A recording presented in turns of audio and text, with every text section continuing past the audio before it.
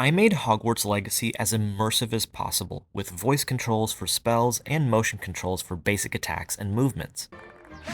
Protego. Protego. Levioso. Levioso. This can't be your first duel. Let's just say I'm doing. Haha, bring it on, punk. I am a wizard, and this is how I did it.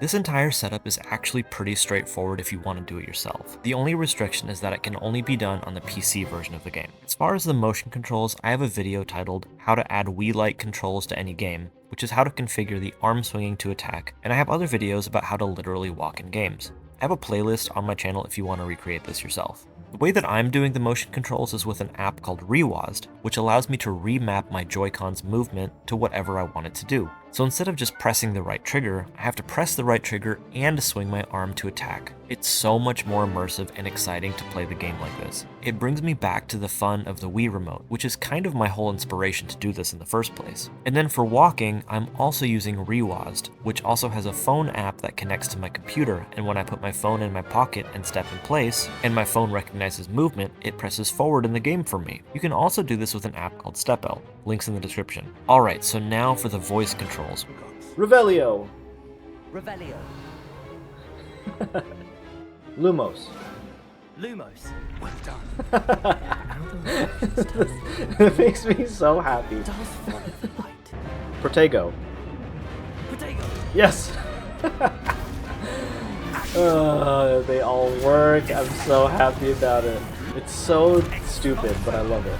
It's actually pretty simple. I'm just using a PC app called StreamerBot. And yes, the same StreamerBot that DugDug uses for a lot of his playing X game with voice controls. This app is mostly to automate a huge variety of things that are triggered by things that happen during a live stream, or key combinations, or in my case, words and phrases.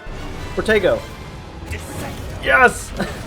I set it up so that all of the spells are bound to different keys. So when I say a certain spell, as long as the app recognizes it, it will activate the spell in the game. While this is a super fun gimmick, it does have a slight delay. So it does make it a little bit more difficult when you are actually in a fight. Protego. Yes! And so I would recommend maybe turning down the difficulty a little bit to make sure that this works if you're doing this yourself. And also, in order for the spell to work properly, you have to say the spell on its own, like not in a sentence. So you have to pause, and then say the spell, and then it will probably work. Levioso. Levioso. Lucky. Nothing lucky about it. Levioso. I know. Protego. Protego. Levioso. Levioso. This can't be your first duel. Let's just say I'm doing. Haha, bring it on, punk.